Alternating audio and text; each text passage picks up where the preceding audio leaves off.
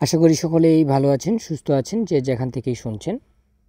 আমরা পাঠ করছিলাম বিকাশ মনোবিজ্ঞান। আজকে আমাদের তৃতীয় অধ্যায়ে দেখব আমরা আতুরকাল সম্বন্ধে সম্পর্কিত ধারণাগুলো দেখব, আতুরকালের বৈশিষ্ট্য দেখব, এই সকল বিষয়গুলো আমরা দেখব আর কি আজকে। আতুরকাল সম্পর্কিত ধারণা। আতুরকাল অর্থাৎ শিশু ভূমিষ্ঠ হওয়ার পরবর্তী 2 সপ্তাহব্যাপী জীবনকে আদর্শ অভিধানে একটি পূর্ণাঙ্গ ব্যক্তির অস্তিত্ব প্রতিষ্ঠার প্রথম পর্যায় হিসেবে বর্ণনা করা হয়েছে। এ সময় শিশুকে কখনোই মায়ের দেহের পরগাছা বলা যাবে না। অভিধানগুলোতে ইনফ্যান্ট শব্দটির সাহায্যে 1 বছর বয়স্ক একটি শিশুকে বোঝায়। বস্তুতপক্ষে একটি ছোট শিশু বলতে এমন একজন অপরিণত ব্যক্তিকে বোঝায় যে নীতিগতভাবে পরিপক্কতা লাভ না করা পর্যন্ত অপরিণত ব্যক্তি হিসেবে পরিগণিত হবে। আমাদের দেশে পরিণত বুদ্ধির অধিকারী ব্যক্তি হিসেবে স্বীকৃতি লাভের বয়স হলো 18 বছর। চিকিৎসাশাস্ত্রের ভাষা অনুযায়ী ইনফ্যান্ট বলতে একটি ছোট শিশুকে বোঝায়, কিন্তু কখন তাকে আর শিশু বলা যাবে না অথবা কখন সে বালক হিসেবে পরিগণিত হবে সে সম্বন্ধে নির্দিষ্ট কোনো বয়স বেঁধে দেওয়া হয়নি। অনেক মনোবিজ্ঞানী চিকিৎসাবিদদের মতো একই অর্থে ইনফ্যান্ট শব্দটির ব্যবহার করেন এবং কচি শিশুর জন্য কোন বয়সে কোনো বয়স নির্দিষ্ট করতে ব্যর্থ হয়েছেন। কাজেই জীবন প্রসরে এ পর্যায়টির বিস্তৃতি অথবা সীমারেখা সুস্পষ্ট নয়। ইংরেজি ইনফ্যান্ট শব্দটি বলতে চরম অসহায় অবস্থা বোঝায় এবং এখানে আতুরকাল বলতে ভূমিষ্ঠ হওয়ার পরবর্তী কয়েক সপ্তাহব্যাপী সময়কালকে বোঝাবে। এই পর্যায়ে নবজাতক সম্পূর্ণ অসহায় অবস্থা থেকে ক্রমশ স্বাবলম্বিতা অর্জন করতে থাকে। আতুরকালের বৈশিষ্ট্য। জীবনের প্রতিটি পর্যায়ে কিছু বিকাশমূলক পরিবর্তন লক্ষ্য করা যায়, যার প্রেক্ষিতে একটি বয়সকে পূর্ববর্তী অথবা পরবর্তী বয়স থেকে সম্পূর্ণ স্বতন্ত্র পর্যায় হিসেবে চিহ্নিত করা সম্ভব। এ ধরনের পরিবর্তনের কোনোটি অন্যান্য বয়সে দেখা গেলেও কেবল প্রসূতিকালে সম্পূর্ণ স্বতন্ত্র নির্দিষ্ট কতগুলি বৈশিষ্ট্য বিদ্যমান। এ সময়ে সবচেয়ে গুরুত্বপূর্ণ 5টি বৈশিষ্ট্য নিচে উল্লেখ করা হলো। 1. বিকাশ সূচক ও অন্যান্য পর্যায়ের মধ্যে আতুরকালের সবচেয়ে সংক্ষিপ্ত সময়। ভূমিষ্ঠ হওয়ার সাথে সাথে আতুরকাল শুরু হয় এবং সমাপ্তি হয় 2 সপ্তাহ পরে, অর্থাৎ কাজেই অন্যান্য বিকাশমূলক পর্যায়ের চেয়ে এর স্থায়িত্ব সংক্ষিপ্ত। এটি এমন একটি সময় যখন নবজাতক মাতৃগর্ভে 9 মাস অবস্থানের পর বাইরের পরিবেশের সাথে অভিযোজন করে। চিকিৎসাশাস্ত্রের মানদণ্ড অনুযায়ী নাভি থেকে নাড়ি অথবা গর্ভরজ্জু ছিন্ন হলেই এই অভিযোজন সম্পূর্ণ হয়। শরীরবৃত্তীয় মানদণ্ড অনুযায়ী জন্মের পরে নবজাতক দেহের কমে যাওয়া ওজন যখন আবার ফিরে পায় তখন অভিযোজন শেষ হয়। মনোবিজ্ঞানের মাপকাঠি অনুসারে নবজাতকের প্রতিক্রিয়ায় যখন বিকাশজনিত উন্নতি পরিলক্ষিত হয় তখন এই অভিযোজন সম্পূর্ণ হয়। যদিও অধিকাংশ নবজাতক 2 সপ্তাহের মধ্যেই এই অভিযোজন সম্পন্ন করতে পারে, তবুও দেখা যায় যে অতিরিক্ত কষ্টসাধ্য প্রক্রিয়ায় যেসব শিশু জন্মগ্রহণ করে অথবা যেসব শিশু পূর্ণ সময়ের আগেই প্রিম্যাচার ভূমিষ্ঠ হয় তাদের অভিযোজন দেরিতে সম্পন্ন হয়। সংক্ষিপ্ত হলেও আতুরকালকে সাধারণত 2টি পর্যায়ে বিভক্ত করা হয়। ক. গর্ভরজ্জু অপসারণ পূর্ববর্তী পর্যায় বা পেরিয়ড অফ পারচুনেট, ভূমিষ্ঠ হওয়ার পরের 15 থেকে 20 মিনিট সময়। শিশু মাতৃগর্ভ থেকে নির্গত হওয়ার মুহূর্ত থেকে শুরু করে যে পর্যন্ত না গর্ভরজ্জু কেটে বাঁধা হয় সে পর্যন্ত এ অধ্যায়ের স্থায়িত্ব। গর্ভরজ্জু কাটা না হওয়া পর্যন্ত নবজাতক মায়ের দেহে একটি পরগাছার মতো অবস্থান করে এবং জন্ম পূর্ববর্তী পরিবেশ অর্থাৎ মায়ের দেহের বাইরের অবস্থিত পরিবেশের সাথে কোনো রকম সম্পর্ক স্থাপন করতে পারে না। খ. গর্ভরজ্জু অপসারণ পরবর্তী পর্যায়, পেরিয়ড অফ নিউনেট, গর্ভরজ্জু কেটে বাঁধার পর থেকে প্রায় 2 সপ্তাহ সময়। এভাবে নবজাতক মায়ের শরীর থেকে বিচ্ছিন্ন সম্পূর্ণ স্বতন্ত্র একটি ব্যক্তিত্বে রূপান্তরিত হয় বলে তাকে আর পরগাছা আখ্যা দেওয়া যায় না। এ সময় শিশুকে অবশ্যই নতুন পরিবেশের সাথে সঙ্গতি বিধান করতে হয়। 2. আতুরকাল, সম্পূর্ণ নতুন ধরনের অভিযোজনের সময়। জন্ম মুহূর্ত থেকে বিধিসম্মতভাবে জীবনের সূচনা হলেও গর্ভধারণের লগ্ন থেকে যে বিকাশ ধারা শুরু হয়, জন্মগ্রহণ সেই প্রক্রিয়ায় একটি বিঘ্ন মাত্র। জন্মগ্রহণ অভ্যন্তরীণ পরিবেশ থেকে বাইরের পরিবেশে উত্তরণ মাত্র। তবে অন্যান্য বয়সে উত্তরণের মতো এ সময়েও নবজাতককে অভিযোজন অবশ্যই করতে হয়।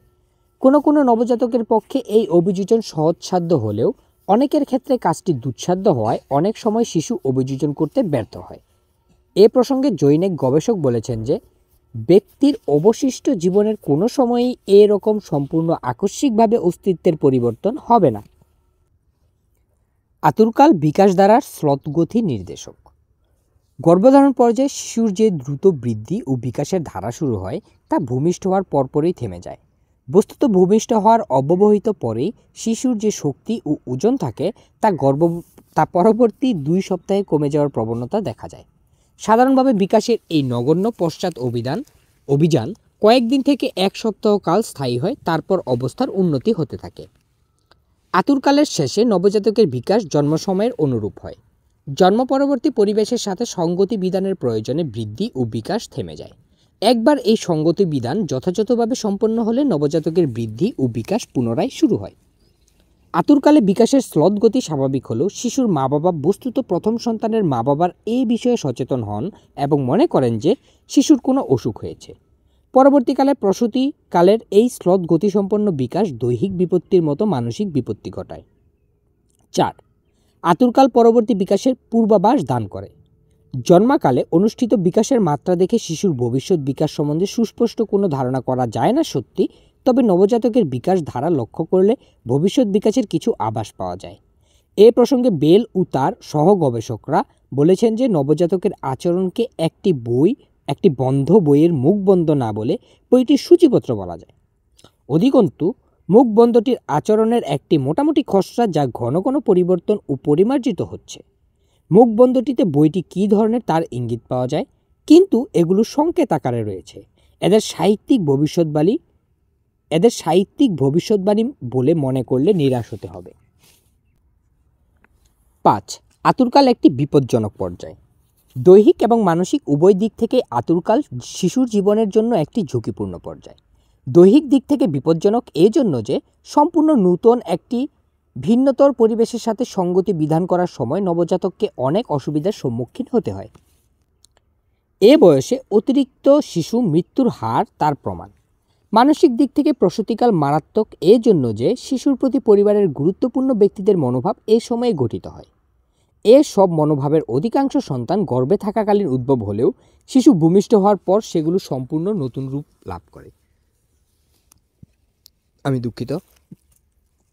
জন্ম পরিবেশ এবং মা ও সন্তানের মধ্যে সহজ সম্পর্ক গড়ে উঠলে কোনো কোনো অনুকূল মনোভাবের পরিবর্তন হয় না, বরং মনোভাব আরও সুদৃঢ় হয়।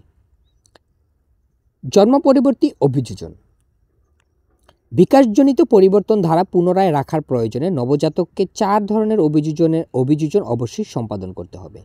যদি সে অল্প সময়ের মধ্যে এগুলো সম্পন্ন করতে না পারে তবে জীবন বিপন্ন হয়। অভিযোজন সম্পাদনা প্রক্রিয়ায় বিকাশমূলক কোনো উন্নতি পরিলক্ষিত হয় না। পরিবর্তে শিশুর বিকাশ এক স্থানে থেমে থাকে অথবা পূর্ববর্তী পর্যায়ে নিচু মানের বিকাশ ধারা অব্যাহত থাকে। জন্ম পরবর্তী 4 ধরনের অভিযোজন নিচে বর্ণনা করা হলো। ক. গর্ভরজ্জু অপসারণ পরবর্তী পর্যায়। আমরা একটু অপর পেজে পড়ে ফেলেছি, আমি দুঃখিত। 1.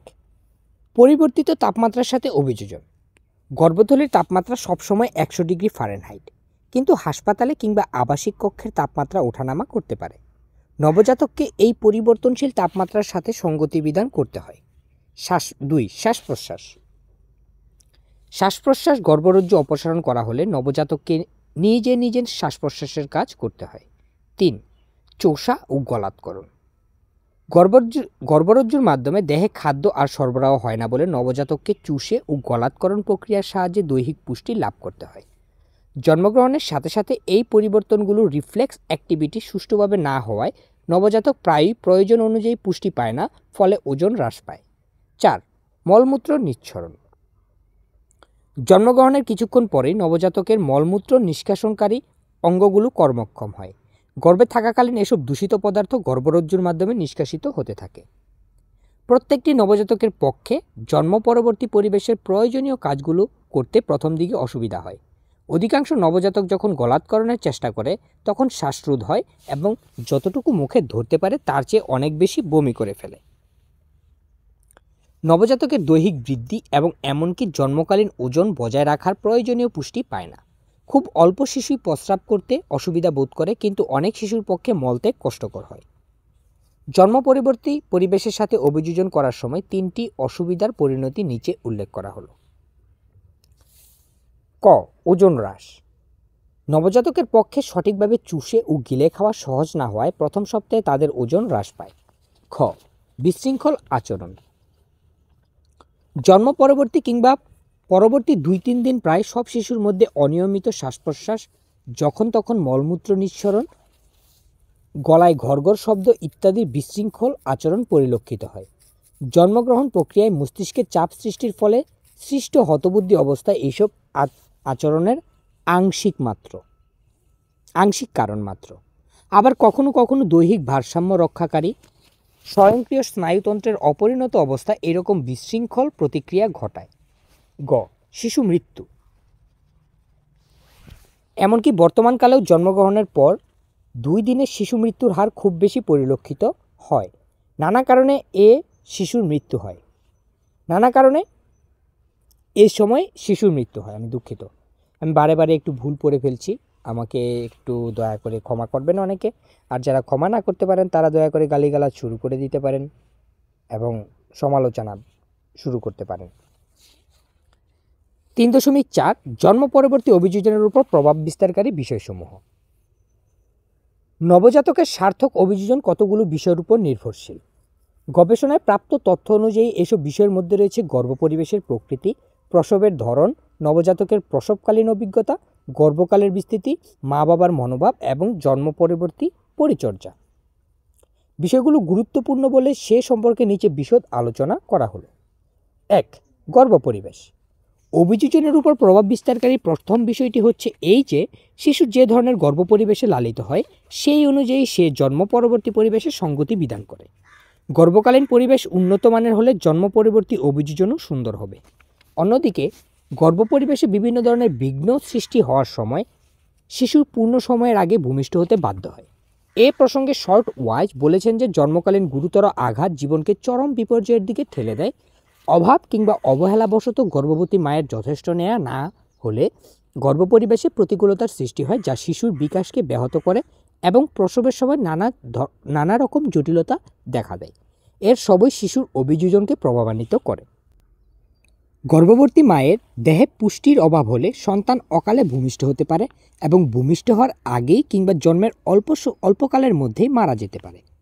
অনেক গবেষণায় দেখা গিয়েছে যে যেসব নবজাতকের মা বহুমূত্র রোগে আক্রান্ত হয় সেসব শিশুর পক্ষে যাদের মায়েদের এই রোগ ছিল না তাদের চেয়ে অভিযোজন অনেক বেশি কষ্টকর হয়। লাইনটি আমি আবার পড়ছি। অনেক গবেষণায় দেখা গিয়েছে যেসব নবজাতকের মা বহুমূত্রের রোগে আক্রান্ত হয় সেসব শিশুর পক্ষে যাদের মায়েদের এই রোগ ছিল না তাদের চেয়ে অভিযোজন অনেক বেশি কষ্টকর হয়। মায়ের দীর্ঘকালীন মানসিক পীড়নযুক্ত একটি গর্ভপরিবেশ নিঃসন্দেহে জন্ম পরবর্তী পরিবেশে শিশুর অভিযোজনকে অসুবিধাজনক করে তোলার অন্যতম গুরুত্বপূর্ণ কারণ। আগেই উল্লেখ করা হয়েছে এ ধরনের গর্ভপরিবেশ গর্ভধারণের পর্যায়ে এবং সন্তান প্রসবের সময় জটিলতা সৃষ্টি করে। মায়ের মানসিক পীড়ন গর্ভকালের শেষ কয়েকটি মাসে গর্ভস্থ সন্তানকে খুব বেশি চঞ্চল করে তোলে এবং এরকম অবস্থা জন্মের পরও চলতে থাকে। নবজাতকের খাদ্যের প্রতি অনীহা, ওজন বৃদ্ধি না হওয়া, ঘুমের ব্যাঘাত, খিটখিটে মেজাজ, অমনোযোগ ইত্যাদি প্রতিক্রিয়ার এই চাঞ্চল্যের প্রভাব লক্ষ্য করা যায়। এসব এবং আরও অন্যান্য অসুবিধার ফলে জন্ম পরবর্তী অভিযোজন নবজাতকের পক্ষে কষ্টকর হয়। শিশুর জন্ম পরবর্তী অভিযোজনের উপর গর্ভবতী মায়ের মানসিক পীড়নের প্রভাব সম্বন্ধে মন্তব্য করতে যেয়ে সোনটেক বিশেষভাবে বলেছেন যে একথা নির্দ্বিধায় বলা যায় যে এই ধরনের পটভূমিকায় যে শিশুর জন্ম হয়েছে সে শিশু নিউরোটিক অথবা স্নায়ুরোগগ্রস্ত হবে, যা শুধু একটি অনুপযুক্ত গর্ভপরিবেশের পরিণতি। এক্ষেত্রে স্নায়ুরোগগ্রস্ত হওয়ার জন্য শিশুকে শৈশবকাল পর্যন্ত কোনো প্রতিকূল পারিবারিক পরিবেশ অথবা অন্য কোনো কারণের উপর নির্ভর করতে হয় না। তাকে স্নায়ুরোগগ্রস্ত করার জন্য জন্মের আগেই সব কিছু নিশ্চিত হয়ে গেছে। আমি যে লাস্ট কয়েকটি লাইন পড়লাম, শেষের যে কয়েকটি লাইন, এই লাইনগুলো কিন্তু অত্যাধিক গুরুত্বপূর্ণ। শুধুমাত্র এই লাইনগুলো না, আমি এই পুরো বইটি খুব গুরুত্বপূর্ণ। তার ভিতরেও যেই একটি বইকে আপনি সংক্ষিপ্ত পর্যায়ে ছোট ছোট যেই লাইনের আকারে যেগুলোকে আপনি খুব উৎকৃষ্ট মানের লাইন ধরতে পারেন, সেইগুলো হচ্ছে এই লাস্টের এই লাইনগুলো। খুবই কিন্তু গুরুত্বপূর্ণ কিছু লাইন, এগুলো আপনারা একটু ভালোভাবে দেখবেন, প্রয়োজনে পুনরায় টেনে আপনারা দেখতে পারেন। যে তবু আমি আবার বলছি, এক্ষেত্রে স্নায়ুরোগগ্রস্ত হওয়ার জন্য শিশুকে শৈশবকাল পর্যন্ত কোনো প্রতিকূল পারিবারিক পরিবেশ অথবা অন্য কোনো কারণের উপর নির্ভর করতে হয় না। তাকে স্নায়ুরোগগ্রস্ত করার জন্য জন্মের আগেই সব কিছু নিশ্চিত হয়ে গেছে। তার মানে এখানে মায়ের যে গর্ভধারণের যেই পরিবেশটা সেটা কিন্তু অত্যাধিক গুরুত্বপূর্ণ, খুবই। 2. সন্তান প্রসবের ধরন। শিশু জন্মগ্রহণের পরে কী ধরনের অভিযোজন করবে তা নির্ধারণ করার দ্বিতীয় বিষয় হচ্ছে জন্মগ্রহণ পদ্ধতি। জন্মগ্রহণ প্রক্রিয়া এবং কিভাবে এটি শিশুর অভিযোজনকে প্রভাবান্বিত করে সে সম্বন্ধে চিরাচরিত বিশ্বাসগুলোর অধিকাংশ এখনও সমাজে প্রচলিত রয়েছে। যেমন অনেকে এখনও কোনো একটি সময়ে সন্তান জন্মানোকে শুভ এবং অন্য একটি সময়ে তা অশুভ বলে বিশ্বাস করে। এখনও বিশ্বাস করা হয় যে জন্ম পরবর্তী অভিযোজন নির্ভর করে শিশু কত সহজ প্রক্রিয়ায় জন্মগ্রহণ করেছে অথবা জন্মগ্রহণের সময় সে কত কষ্ট পেয়েছে তার উপর। একথাও বিশ্বাস করা হয় যে অপরিণত অবস্থায় যে শিশু জন্মগ্রহণ করে সে কখনোই পূর্ণ সময়ে ভূমিষ্ঠ শিশুর মতো শক্তিশালী এবং সার্থকভাবে অভিযোজন করতে পারে না। এমনকি আধুনিক চিকিৎসাশাস্ত্রেও জন্মগ্রহণ শিশুর পক্ষে একটি মারাত্মক অভিজ্ঞতা বলে স্বীকৃত হয়ে থাকে। জেফ কোয়েট এই প্রসঙ্গে মন্তব্য করেছেন যে একজন ব্যক্তির পক্ষে সবচেয়ে বিপদসংকুল যাত্রা হচ্ছে 4 ইঞ্চি দীর্ঘ জন্মনালিকা অতিক্রম করা। শিশুর জন্মগ্রহণ প্রক্রিয়ার বিপত্তি বর্ণনা করতে যে শওয়ার্ডস বিশেষ জোর দিয়ে বলেছেন যে জন্মগ্রহণ একটি তুলনাবিহীন নিষ্ঠুর প্রক্রিয়া যা শিশুর স্বাস্থ্য ও জীবনকে সাংঘাতিকভাবে বিপর্যস্ত করে। সন্তান জন্মদানের 5 ধরনের প্রক্রিয়া দেখা যায়। প্রক্রিয়াগুলো প্রত্যেকটির নিজস্ব কিছু কিছু বৈশিষ্ট্য রয়েছে, এখানে সেগুলো বর্ণনা দেওয়া হলো। ক. স্বাভাবিক অথবা স্বতঃস্ফূর্ত জন্ম, ন্যাচারাল অর স্পন্টানেওয়াস বার্থ। এরকম জন্ম প্রক্রিয়ায় গর্ভস্থ শিশুর অবস্থান এবং আকৃতি মায়ের সন্তান উৎপাদনকারী অঙ্গের সাথে সামঞ্জস্যপূর্ণ হওয়ায় শিশুর মাথা আগে বের হওয়ার মাধ্যমে স্বাভাবিক জন্ম অনুষ্ঠিত হয়। খ. নিতম্ব প্রথম বের হওয়ার মাধ্যমে জন্ম, ব্রিচ বার্থ। এ ধরনের জন্ম প্রক্রিয়ায় শিশুর নিতম্ব প্রথমে বের হয়ে আসে, এরপর পা এবং সবশেষে শিশুর মাথা বের হয়। গ. আড়াআড়ি অবস্থায় জন্ম, ট্রান্সভার্স বার্থ। এরকম জন্ম প্রক্রিয়ায় গর্ভস্থ শিশু জরায়ুতে আড়াআড়ি অবস্থায় থাকে। প্রসব বেদনা শুরু হলে যদি এই অবস্থানের পরিবর্তন না হয় তবে সন্তানকে বের করতে যন্ত্রের ব্যবহার আবশ্যক হয়ে পড়ে। গ. যন্ত্রের সাহায্যে জন্ম, ইনস্ট্রুমেন্ট বার্থ। গর্ভস্থ শিশুর আকৃতি অতিরিক্ত বড় হলে নিজে বের হয়ে আসতে পারে না। আবার শিশুর অবস্থান ত্রুটিপূর্ণ হলে স্বাভাবিক পন্থায় জন্মগ্রহণ তার পক্ষে অসম্ভব হয়ে পড়ে। এরকম পরিস্থিতিতে প্রসব করাতে অবশ্যই যন্ত্র ব্যবহার করতে হয়। ও. অস্ত্রোপচারের মাধ্যমে জন্ম। গর্ভাবস্থার শেষের দিকে এক্স-রে করে যদি বোঝা যায় যে শিশুর জন্মপথ অতিক্রম করলে জটিলতার সৃষ্টি হতে পারে, তখন চিকিৎসক মায়ের তলপেটে অস্ত্রোপচার করে শিশুকে বের করে। উপরে বর্ণিত 5 রকম জন্ম প্রক্রিয়ার মধ্যে 2টি কথা। স্বাভাবিক অথবা স্বতঃস্ফূর্ত জন্ম ও নিতম্ব আগে বের হওয়ার মাধ্যমে জন্ম প্রক্রিয়া দুটি এখানে একটি চিত্রের সাহায্যে দেখানো হয়েছে, যে এটি আগে নিতম্ব কিভাবে বের হয় এবং পিছনের সাইড, যেটি আমাদের বাংলা একটু ভালোভাবে বোঝাতে গেলে পাছার যেই অংশটা অনেক সময় অনেক শিশুর আগে বের হয় এবং অনেক সময় শিশুর মাথা বের হয়, এখানে এই চিত্রটিতে দেখানো হয়েছে। জন্মগ্রহণ কষ্টকর হওয়ায় যেসব শিশুকে যন্ত্র ব্যবহার করে ফরসেপস কিংবা অস্ত্রোপচারের মাধ্যমে প্রসব করানো হয় সেসব শিশুর তুলনায় স্বাভাবিক প্রক্রিয়ায় ভূমিষ্ঠ নবজাতক খুব তাড়াতাড়ি এবং সুষ্ঠুভাবে জন্ম পরবর্তী অভিযোজন সম্পন্ন করে।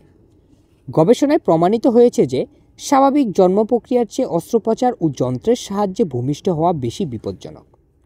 জন্মদান প্রক্রিয়া যত বেশি জটিল হবে শিশুর জন্য ক্ষতি অথবা বিপদের সম্ভাবনা তত বৃদ্ধি পায় এবং যে ক্ষতি হয় তাও খুব মারাত্মক হয়। দীর্ঘকায় মহিলাদের তুলনায় খর্বাকৃতি মহিলাদের সন্তান প্রসবের সময় প্রায়ই যন্ত্রের সাহায্য বেশি নিতে হয়। ফলস্বরূপ এসব মহিলা প্রায়ই মৃত শিশুর জন্ম দেয়। সন্তানের মধ্যে ত্রুটিপূর্ণ পেশি সঞ্চালন ক্ষমতা, অসারতা, সেরিব্রাল পলসি, প্রতিবন্ধিতা ইত্যাদি প্রায়ই জটিল সন্তান প্রসবের পরিণতি হিসেবে স্বীকৃত।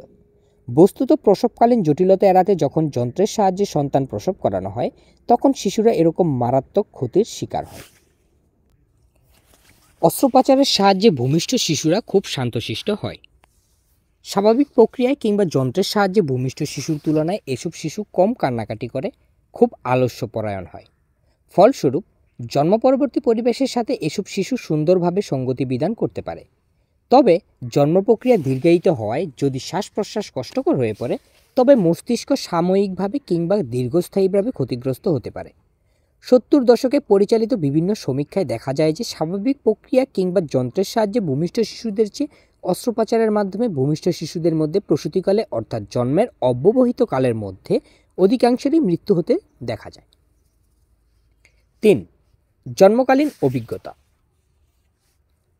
নবজাতকের জন্মগ্রহণকালীন অভিজ্ঞতা জন্ম পরবর্তী জীবনে তার অভিযোজনের উপর প্রভাব বিস্তারকারী তৃতীয় বিষয়। যেভাবে শিশু ভূমিষ্ঠ হোক না কেন, দুটি প্রক্রিয়ায় জন্মগ্রহণ সংক্রান্ত অভিজ্ঞতা জন্ম পরবর্তী অভিযোজনের উপর প্রভাব বিস্তার করে।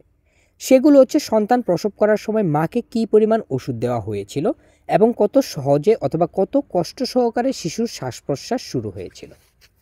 প্রসব প্রক্রিয়ায় যেসব মায়ের উপর খুব বেশি ওষুধ প্রয়োগ করা হয়, ভূমিষ্ঠ হওয়ার পর 3-4 দিন ধরে সেসব মায়ের সদ্য ভূমিষ্ঠ সন্তানরা ঝিমোয় এবং এদের আচরণে বিশৃঙ্খলা দেখা যায়। তুলনামূলকভাবে যেসব মাকে প্রসবের সময় কম ওষুধ দেওয়া হয় অথবা যেসব মাকে কোনো ওষুধই দেওয়া হয় না, সেসব মায়ের সন্তান 2-1 দিন এরকম প্রতিক্রিয়া করে থাকে। আরও দেখা গেছে যে যেসব শিশুর মাকে অল্প ওষুধ দেওয়া হয় তাদের চেয়ে যাদের মাকে বেশি ওষুধ দেওয়া হয় সেসব নবজাতকের ওজন অনেক বেশি কমে যায় এবং সেই ওজন ফিরে পেতে অনেক দেরি হয়। উদাহরণস্বরূপ ফেবারম্যান এবং ইয়াং উল্লেখ করেছেন যে জন্ম পরবর্তী অভিযোজনের উপর মায়ের ওষুধ সেবনের প্রভাব ভূমিষ্ঠ হওয়ার পর 1 মাসব্যাপী কার্যকর হতে পারে। মায়ের এরকম ওষুধ সেবনের কার্যকারিতা কতদিন স্থায়ী হবে অথবা কত মারাত্মক রকম হবে তা কিছুটা নির্ভর করবে মাকে কী ধরনের ওষুধ দেওয়া হয়েছিল তার উপর। অবশ কিংবা অজ্ঞান করা অথবা ব্যথা নিরসনের উদ্দেশ্যে মাকে ওষুধ দেওয়া হলে প্রায়ই দেখা যায় যে ভূমিষ্ঠ হওয়ার কিছুক্ষণের মধ্যেই শিশুর প্রাণ রক্ষার প্রয়োজনীয় অভিযোজন যেমন স্বতঃস্ফূর্ত শ্বাস প্রশ্বাস শুরু করার কাজ ব্যাহত হয়। কিন্তু এর দীর্ঘস্থায়ী প্রভাব সম্বন্ধে তেমন কোনো প্রমাণ পাওয়া যায়নি। আজ পর্যন্ত সন্তান প্রসবের সময় মায়ের উপর ব্যথা নিরসনের ওষুধ প্রয়োগের ফলাফল সম্বন্ধে যেসব সমীক্ষা চালানো হয়েছে সেসব পুঙ্খানুপুঙ্খভাবে পর্যালোচনা করে আলেকজান্ডার রুইস মন্তব্য করেছেন যে এখন পর্যন্ত যেসব প্রমাণ পাওয়া গেছে তার পরিপ্রেক্ষিতে একথা বলা যায় যে সন্তান প্রসবের সময় মাকে ব্যথা নিরসনের ওষুধ দেওয়ার ফলে সন্তানের উপর যতটুকু ক্ষতিকর প্রভাব হতে পারে বলে অতীতে অনুমান করা হতো তার চেয়ে ক্ষতির পরিমাণ যে অনেক বেশি হতে পারে তা ক্রমেই সুস্পষ্ট হয়ে উঠছে। তিনি আরও উল্লেখ করেছেন যে মাকে ওষুধ প্রয়োগের ফলে নবজাতকের যে শুধু শ্বাসকার্য বিলম্বে শুরু হয় কিংবা পেশির শিথিলতা বা মাসকুলার হাইপোটোনিয়া অথবা ঘুম ঘুম ভাব ইত্যাদি শরীরবৃত্তীয় ক্ষতি হয়ে থাকে তা নয়। সদ্য ভূমিষ্ঠ শিশুর স্বাভাবিক স্বতঃস্ফূর্ত এবং স্বেচ্ছাপ্রণোদিত এলিসাইডের প্রক্রিয়ারও পরিবর্তন সাম্প্রতিক সমীক্ষাগুলোতে পরিলক্ষিত হয়েছে। শিশুর অবস্থার এরকম পরিবর্তনের গুরুত্ব অস্বীকার করা হলে ভুল করা হবে, কারণ এই বিষয়গুলো শিশুর অন্যান্য কর্মক্ষমতা বিকাশের সংকটময় মুহূর্তে পরিবেশের সাথে সম্পর্ক প্রতিষ্ঠার উপর গুরুত্বপূর্ণ প্রভাব বিস্তার করে। মোট কথা আমরা বলতে পারি যে সন্তান প্রসবকালে ব্যথা নিরসন ও অবশ করার ওষুধ মায়ের উপর প্রয়োগ করার ফলে সদ্য ভূমিষ্ঠ শিশুর জীবনে যে মারাত্মক পরিণতি দেখা দেবে সে সম্পর্কে যথেষ্ট প্রমাণ রয়েছে। সদ্য ভূমিষ্ঠ শিশু যত সহজে অথবা যত অসুবিধার মধ্য দিয়ে শ্বাসকার্য শুরু করবে সেই অনুযায়ী তার জন্ম পরবর্তী অভিযোজন সম্পন্ন হবে। ভূমিষ্ঠ হওয়ার সময় অথবা কিছুক্ষণ আগে মস্তিষ্কে যদি অক্সিজেন সরবরাহ না হয় অ্যানোক্সিয়া অথবা তবে না হয় যেটি কিনা অ্যানোক্সিয়া নামে পরিচিত, তবে শিশু মারা যায়। যেসব সন্তান এই অবস্থায় বেঁচে থাকে সেসব শিশুর মস্তিষ্ক সাময়িকভাবে কিংবা স্থায়ীভাবে ক্ষতিগ্রস্ত হয়। অনেক সময় ভূমিষ্ঠ হওয়ায় কয়েক মাস পরে এমনকি 1 বছরের মধ্যেও এই ক্ষতি পরিষ্কারভাবে বোঝা নাও যেতে পারে। এরকম ক্ষতির পরিণাম যে কত গুরুতর হবে তা নির্ভর করে অক্সিজেনের অভাবের পরিমাণ এবং স্থায়িত্বের উপর। যে কোনো প্রক্রিয়ায় সন্তান প্রসবের ক্ষেত্রে অক্সিজেনের অভাব হতে পারে, তবে বিশেষ কোনো ধরনের প্রসব বেদনায় শিশুর মস্তিষ্কের অক্সিজেনের অভাব হতে দেখা যায়, যেমন প্রসব বেদনা যখন 2 ঘন্টার কম স্থায়ী হয়। এরকম হলে সন্তানকে হঠাৎ অক্সিজেন নিতে বাধ্য করা হয় যখন সে শ্বাস প্রশ্বাস শুরু করার জন্য প্রস্তুত হয়নি। মস্তিষ্কে ক্ষতের পরিমাণ এবং এর ফলাফল কত সুদূর প্রসারী হবে তা অনেকাংশে নির্ভর করবে শিশু কত শীঘ্র শ্বাসকার্য শুরু করতে সক্ষম সেই শর্তটির উপর। 4. গর্ভধারণের বিস্তৃতি। 4. গর্ভধারণের বিস্তৃতি বা জেস্টেশন। সদ্য ভূমিষ্ঠ শিশুর জন্ম পরবর্তী অভিযোজনের উপর প্রভাব বিস্তারকারী চতুর্থ বিষয়টি হলো গর্ভাবস্থার বিস্তৃতি। খুব অল্প সংখ্যক শিশুই গর্ভধারণের ঠিক 280 দিন পরে ভূমিষ্ঠ হয়। যারা সময় পূর্ণ হওয়ার আগে ভূমিষ্ঠ হয় তাদের অকাল ভূমিষ্ঠ শিশু অথবা অপরিণত শিশু বলা হয়। হাসপাতালে এরা প্রিমিস নামে পরিচিত। শিশু সময় পূর্ণ হলে জন্মগ্রহণ করে তাদের সময় পার হয়ে যাওয়া শিশু অথবা শিশু বলা হয়। গর্ভে থাকার নির্দিষ্ট সময় অতিক্রান্ত হয়ে যাওয়ার পরেও সন্তান ভূমিষ্ঠ না হওয়ার ঘটনা অতীতে অনেক কম, কারণ উন্নত চিকিৎসা পদ্ধতি আবিষ্কৃত হওয়ায় বর্তমানে চিকিৎসকেরা এক্স-রে ছবি থেকে গর্ভস্থ শিশুর পূর্ণ আকৃতি এবং অভিযোজন ক্ষমতা সম্পর্কে অনুমান করতে সক্ষম। তাই প্রয়োজন অনুসারে তারা ওষুধের সাহায্যে দেহে প্রসব বেদনা সৃষ্টির মাধ্যমে সন্তান প্রসব করান। শিশুর মাথার আকৃতি বড় হলে প্রসব প্রক্রিয়ায় জটিলতা দেখা দেয় অথবা শিশুর মস্তিষ্ক ক্ষতিগ্রস্ত হওয়ার সম্ভাবনা থাকে। এরকম পরিস্থিতিতেও চিকিৎসক উক্ত পদ্ধতি অবলম্বনে সন্তান প্রসব করিয়ে মা ও শিশুর জীবন বিপদমুক্ত করে। সাম্প্রতিককালে অকালে ভূমিষ্ঠ শিশুর সংখ্যা বৃদ্ধি ঘটেছে বলে পাশ্চাত্যের গবেষকবৃন্দ মনে করেন। এর কারণ হচ্ছে এখন অপরিণত শিশুকে বাঁচিয়ে রাখা সম্ভব এবং গর্ভপাত প্রতিরোধও করা যায়, কিন্তু চিকিৎসাশাস্ত্র এখন পর্যন্ত অপরিণত শিশুর জন্ম প্রতিরোধজনিত সমস্যাগুলি সমাধান করতে পারেনি। অকালে ভূমিষ্ঠ নবজাতক নিয়ে অনুষ্ঠিত অনেক গবেষণায় কম ওজন অকালে ভূমিষ্ঠ হওয়ার মানদণ্ড রূপে ব্যবহৃত হয়েছে। তবে এখানে স্বীকার করা হয় যে জন্মকালের ওজন অকালে ভূমিষ্ঠ হওয়ার একমাত্র মানদণ্ড নয়। এর পরিবর্তে শিশুর গর্ভে অবস্থানের বিস্তৃতি, দৈর্ঘ্য, অস্থি গঠন, মাথার আকৃতি, চাঞ্চল্য, প্রতিবর্তক ক্রিয়া, পুষ্টি এবং স্নায়বিক অবস্থার মূল্যায়ন ইত্যাদি শিশুর স্বরূপ নির্ধারণের মাপকাঠি হিসাবে ব্যবহৃত হয়। অকালে ভূমিষ্ঠ শিশু সম্বন্ধীয় খুব অল্প সংখ্যক সমীক্ষায় সবগুলো মানদণ্ড অপেক্ষাকৃত কম ব্যবহার করা হয়েছে। পাশ্চাত্য দেশের এসব গবেষণার অধিকাংশ ক্ষেত্রে শিশুর দৈর্ঘ্য 20 ইঞ্চি অথবা তার চেয়ে বেশি হলে সময় পার হয়ে যাওয়া শিশু হিসাবে সেসব নবজাতককে গণ্য করা হয়। যদি এদের দৈর্ঘ্য 19 ইঞ্চি হয় এবং ওজন 5 পাউন্ড 8 আউন্স অথবা তার চেয়ে কম হয়, তবে তাদের অকালে ভূমিষ্ঠ অথবা অপরিণত হিসাবে বিবেচিত হবে। অন্যদিকে বিচ্যুতির মাত্রা যত কম হবে তত বেশি এরা সময় পার হয়ে যাওয়া শিশু হিসাবে পরিগণিত হবে। আবার যদি নবজাতক ভূমিষ্ঠ হওয়ার সময়ে কোনো ক্ষতির সম্মুখীন না হয়, তবে পূর্ণ সময়ের শিশুর চেয়ে সময় পার হয়ে যাওয়া শিশুরা সাধারণত জন্ম পরবর্তী পরিবেশের সাথে তাড়াতাড়ি এবং সাফল্যের সাথে অভিযোজন সম্পন্ন করতে পারে। অবশ্য সময় পার হয়ে যাওয়া মেয়াদ যত বেশি হবে, প্রসবের সময় ক্ষতি হওয়ার সম্ভাবনা তত বৃদ্ধি পাওয়ার দ্রুত ও সহজ অভিযোজন এর বিশেষ সুবিধাগুলো ক্ষতিগ্রস্ত হওয়ার সম্ভাবনা ঢাকা পড়ে যায়। অপরিণত শিশুদের ক্ষেত্রে সাধারণত জন্ম পরবর্তী পরিবেশের সাথে অভিযোজন করতে নানা রকম জটিলতার উদ্ভব হয় এবং এর প্রভাব পরবর্তী জীবনের অভিযোজনের উপরে পড়ে। অধিকন্তু স্বাভাবিক পূর্ণ সময়ের শিশু নূতন অভিযোজনের ক্ষেত্রে যে অসুবিধার সম্মুখীন হয়, তার প্রত্যেকটি অসুবিধা অপরিণত শিশুর ক্ষেত্রে প্রকট হয়ে দেখা দেয়। এ বিষয় সম্বন্ধে বিশদ আলোচনা প্রসূতিকালের বিপত্তি বর্ণনার সময় করা হবে। 5. মা বাবার মনোভাব। সদ্যজাত শিশু কত তাড়াতাড়ি এবং কত সুষ্ঠুভাবে জন্ম পরবর্তী পরিবেশের সাথে অভিযোজন সম্পন্ন করবে তা অনেকাংশে মা বাবার মনোভাবের উপর নির্ভর করে বলে পাশ্চাত্যের বিভিন্ন গবেষণায় জানা যায়। শিশুর জন্ম পরবর্তী পরিবেশে অভিযোজনের ধরনকে প্রভাব সৃষ্টিকারী বিষয়গুলোর মধ্যে মা বাবার মনোভাব পঞ্চম স্থানে রয়েছে। যে কোনো কারণেই হোক না কেন, যখন মা বাবা বিরূপ মনোভাব পোষণ করেন, তখন সন্তানের সাথে তারা এমন আচরণ করেন যার ফলে শিশুর সার্থক অভিযোজন ব্যাহত হয়। বিপরীতভাবে অনুকূল মনোভাব সম্পন্ন মা বাবা সন্তানের সাথে যেভাবে আচরণ করেন তা তাদের সুন্দরভাবে অভিযোজনে সহায়ক হয়। অনুকূল মনোভাব সম্পন্ন মা বাবা ও তাদের সদ্যজাত সন্তানের মধ্যে যে সুন্দর সম্পর্ক বিরাজ করে, বিরূপ মনোভাব পোষণকারী মা বাবা ও তাদের সদ্যভূমিষ্ঠ সন্তানের সাথে সম্পর্কের মতো সেটি আবেগময় চাপ ও স্নায়বিক দুর্বলতায় দুষ্ট নয়।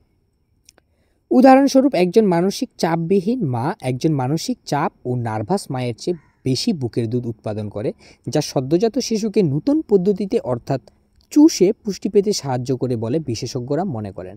লাইনটি কিন্তু খুবই গুরুত্বপূর্ণ। আমি আবার পড়ি যে উদাহরণস্বরূপ একজন মানসিক চাপবিহীন মা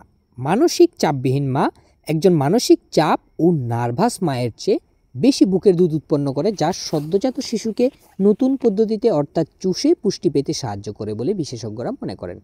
এখানে কিন্তু আপনার একটা জিনিস অবশ্যই বুঝতে হবে যে একটা মানসিক আমাদের প্রক্রিয়াটা আমাদের শারীরিক প্রক্রিয়ার সাথে কতটা সামঞ্জস্য আছে, কতটা সামঞ্জস্যতা বজায় রেখে চলে একটু ভাবুন। যে মানে যেই কারণে আমি মূলত এই বইটি পড়া আর কি, যে আমরা আসলে মনে করি আমাদের শরীর এবং মন এই দুইটি ভিন্ন সত্তা বলা যায়, তবে এই দুইটার সাথে যে একটা সম্পর্ক আছে, যে কেমিস্ট্রি আছে, সেটি কিন্তু জানানোর জন্যই আমি মূলত এই বইটি হাতে নিয়েছি। তাহলে যারা মায়েরা আছেন তারা একটু ভাববেন দয়া করে এখানে, এবং যারা পুরুষরা আছেন, ভাইয়েরা আছেন, পরবর্তীতে বাবা হবেন, আপনাদের প্রতি অনুরোধ থাকবে যে এই জাতীয় বিষয়গুলো আপনারা একটু খুব গুরুত্ব সহকারে নেবেন। জন্ম পরবর্তী পরিবেশে অভিযোজনের জন্য বাবার মনোভাবের চেয়ে মায়ের মনোভাব নিঃসন্দেহে বেশি গুরুত্বপূর্ণ হলেও সন্তানের প্রতি বাবার মনোভাবকে কখনোই উপেক্ষা করা যায় না। কারণ বিভিন্ন গবেষণা থেকে জানা যায় যে সদ্যভূমিষ্ঠ সন্তানের প্রতি বাবার মনোভাবও তার জন্ম পরবর্তী অভিযোজনের উপর গুরুত্বপূর্ণ প্রভাব রাখে। এসব তথ্য অনুযায়ী বলা হয় যে সন্তানের প্রতি বাবার অনুকূল বা প্রতিকূল মনোভাব সন্তানের প্রতি মায়ের মনোভাবকেও প্রভাবিত করে, যা শিশুর যত্ন ও পরিচর্যার মধ্যে ধরা পড়ে। সদ্যজাত সন্তানের প্রতি বাবা যেরকম মনোভাব পোষণ করে, সেই অনুযায়ী পাশ্চাত্য সমাজের বাবা শিশুটির পরিচর্যায় মাকে সাহায্য করে অথবা নিজের শিশু পরিচর্যা করতে আগ্রহী হয়। গবেষণায় জানা যায় যেসব স্বামী স্ত্রীর সন্তান প্রসবের সময় উপস্থিত থাকে, সাধারণত তারা যেসব স্বামী স্ত্রীর সন্তান প্রসবের সময় উপস্থিত থেকে স্ত্রীর সাথে সন্তান ভূমিষ্ঠ হওয়ার অভিজ্ঞতা লাভ করেন না, তাদের চেয়ে সন্তানদের প্রতি বেশি অনুকূল মনোভাব পোষণ করে। গর্ভে থাকাকালীন সন্তান সম্বন্ধে গড়ে ওঠা মনোভাব, প্রসবের সাথে সম্বন্ধযুক্ত ঘটনাবলী এবং হাসপাতাল থেকে গৃহে প্রত্যাবর্তনের পর শিশুর যে যত্ন নেওয়া হয় ইত্যাদি যাবতীয় বিষয় সদ্যজাত শিশুর প্রতি মা বাবার মনোভাবকে প্রভাবান্বিত করে। এর কতকগুলো মায়ের মনোভাবের উপর বেশি প্রভাব বিস্তার করলেও অন্যান্য অনেক বিষয় বাবার মনোভাবকে বেশি প্রভাবান্বিত করে। সন্তানের প্রতি মা বাবার মনোভাবকে প্রভাবান্বিতকারী বিষয়সমূহ। পাশ্চাত্য দেশের বিভিন্ন গবেষণায় প্রাপ্ত মা বাবার মনোভাবের উপর প্রভাব বিস্তারকারী বিষয়গুলো বর্ণনা করা হলো। ক. সন্তানের মা বাবা হিসাবে দায়িত্ব পালনের প্রস্তুতি। যেসব মা বাবার প্রথম সন্তানাদি প্রতিপালনের অভিজ্ঞতা থাকে অথবা সন্তান পরিচর্যা সম্বন্ধে শিক্ষা গ্রহণ করেছে অথবা বড় ভাই বোন বা প্রতিবেশী সন্তান সন্ততির রক্ষণাবেক্ষণ করে অভিজ্ঞতা অর্জন করেছে, তারা যেসব মা বাবার এরকম অভিজ্ঞতা নেই তাদের চেয়ে অনেক বেশি আত্মপ্রত্যয়ের সাথে মা বাবার দায়িত্ব পালন করতে সক্ষম বলে গবেষণায় জানা যায়। খ. সন্তান জন্মদানের অভিজ্ঞতা। সন্তান প্রসব দীর্ঘায়িত বা কষ্টকর না হলে এবং সে সময় কোনো শারীরিক জটিলতা না দেখা দিলে মায়ের প্রসবজনিত অভিজ্ঞতা বেদনাদায়ক হয় না বলে সন্তানের প্রতি মা অনুকূল মনোভাব পোষণ করে। স্ত্রীর প্রসবকালীন অভিজ্ঞতার প্রেক্ষিতে সন্তানের প্রতি মা বাবার মনোভাব গড়ে ওঠে। গ. সন্তান প্রসবের পরে মায়ের শারীরিক অবস্থা। সন্তান প্রসবের পরে মা যত তাড়াতাড়ি সুস্থ হয়ে উঠবে, সন্তানের প্রতি তার মনোভাব তত বেশি অনুকূল হবে। মাতৃত্বের ভূমিকা সন্তোষজনকভাবে পালন করার ক্ষমতা তার আছে ভেবে মায়েরা তত বেশি আত্মপ্রত্যয় অনুভব করে। ঘ. সন্তান ভরণ পোষণের ব্যয় সম্পর্কে উদ্বেগ। অস্ত্রোপচারের প্রয়োজনীয়তা অথবা অপরিণত সন্তান প্রসবের মতো জটিলতা সৃষ্টি হলে প্রসূতি মায়ের বিশেষ যত্ন এবং দীর্ঘদিন হাসপাতালে থাকার প্রয়োজন হয়। আবার জন্মগ্রহণের সময় শিশুর কোনো ক্ষতি হলে অথবা ভূমিষ্ঠ হওয়ার পরে কোনো ত্রুটি বিচ্যুতি ধরা পড়লে মা বাবা চিকিৎসাজনিত অভাবিত ব্যয়ের কথা চিন্তা করে উদ্বেগ বোধ করে। এতে সদ্যজাত সন্তানটির প্রতি বিরূপ মনোভাবের উৎপত্তি হয়। বৈকল্যের লক্ষণ। সন্তান ভূমিষ্ঠ হলে মা বাবার মনে যদি শিশুটি ত্রুটিপূর্ণ এরকম সন্দেহ দেখা দেয় অথবা বৈকল্যের প্রত্যক্ষ প্রমাণ পাওয়া যায়, তবে সন্তানের ভবিষ্যৎ স্বাভাবিক সম্বন্ধে অনিশ্চয়তা ও বৈকল্য প্রতিরোধের জন্য অর্থব্যয়ের বিষয়টি যুক্ত হয়ে মা বাবাকে হতাশাগ্রস্ত করে তোলে। চ. সদ্যজাত শিশুর জন্ম পরবর্তী অভিযোজন। সদ্য ভূমিষ্ঠ শিশু যত তাড়াতাড়ি জন্ম পরবর্তী পরিবেশের সাথে সঙ্গতি বিধান করবে, মা বাবা তত বেশি অনুকূল মনোভাব পোষণ করবে। ছ. নবজাতকের কান্না। কোনো কারণ ছাড়াই নবজাতক যখন কাঁদে তখন শিশুর মা বাবাই যে শুধু বিরক্তি বোধ করে তা নয়, এমনকি পরিবারের অন্যান্য সদস্যও এতে বিরক্ত হয়। ঝ. সন্তান প্রতিপালনে মা বাবার পরিশ্রম, ব্যক্তিগত সুখ স্বাচ্ছন্দ্য বিসর্জন এবং অর্থব্যয় সংক্রান্ত ক্ষোভ। উল্লেখিত অসুবিধাগুলি যে সন্তানের মা বাবার জীবনের স্বাভাবিক ঘটনা সে সম্পর্কে পূর্ব প্রস্তুতি থাকলে সন্তানের প্রতি মা বাবার মনোভাব তেমন বিরূপ হয় না। কিন্তু এরকম সচেতনতার অভাবে সন্তানের আবির্ভাবে উল্লেখিত অসুবিধাগুলো সদ্যজাত সন্তানের প্রতি মা বাবাকে বিরূপ করে তোলে। ঝ. সন্তানের স্বাভাবিক সম্পর্কে উদ্বেগ। অকালে ভূমিষ্ঠ হওয়ায় জন্ম পরবর্তী পরিবেশের সাথে অপর্যাপ্ত অভিযোজন, শারীরিক বিকৃতি ইত্যাদির কারণে নবজাতককে যদি স্বাভাবিক সময়ের চেয়ে বেশি দিন হাসপাতালে রাখতে হয়, তবে মা বাবা যে সন্তানের স্বাভাবিকত্ব সম্বন্ধে শুধু সন্দিহান হয়ে পড়ে তা নয়, হাসপাতাল থেকে গৃহে প্রত্যাবর্তনের পরে সন্তানের উপযুক্ত যত্ন নিতে সক্ষম হবে কিনা ভেবে বিচলিত হন। শিশুর প্রাণ সম্পর্কে উদ্বেগ। সদ্য ভূমিষ্ঠ সন্তানকে দীর্ঘদিন হাসপাতালে রাখা আবশ্যক হলে এবং শিশুর বিশেষ যত্নের প্রয়োজন দেখা দিলে তার সুস্থ জীবন সম্পর্কে মা বাবার সন্দিহান হয়ে পড়ে। শিশুটি বিপদমুক্ত হয়ে যখন মা বাবার তত্ত্বাবধানে আসে তখন তারা সন্তানটির প্রতি অতিরিক্ত আগলে রাখার মতো বা ওভার প্রোটেক্টিভ আচরণ করে। আমরা পরবর্তীতে দেখব, আমরা আপাতত এখানেই থামছি, আমরা পরবর্তীতে দেখব যে শিশুর জন্ম পরবর্তী পরিচর্যা, যে আসলে আপনি একটি শিশু জন্মগ্রহণ করার ঠিক তার পরবর্তী পরিচর্যাগুলো কি হবে সেই ব্যাপারগুলো আমরা পরবর্তী পর্বে আলোচনা করব। আজকে আমরা এখানেই থামছি। সবাই ভালো থাকবেন, সুস্থ থাকবেন এবং সাবধানে থাকবেন। সবার প্রতি ভালোবাসা এবং শুভকামনা জানাচ্ছি এবং আমি সবিশেষে বলতে চাচ্ছি যে আপনারা দয়া করে একটু কমেন্ট এবং থামস আপ বাটনে একটু ক্লিক করবেন যাতে আমার বুঝতে সুবিধা হয় যে আপনারা আসলে আমার এই পার্টগুলোকে কীরকমভাবে নিচ্ছেন।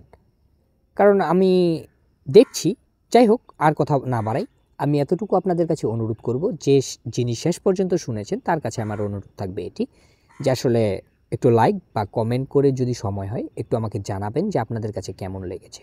সবাই ভালো থাকবেন, সুস্থ থাকবেন এবং আমি চেষ্টা করব যে যারা কমেন্ট করবেন তাদের নাম সহ আমি কিছুটা উল্লেখ করার।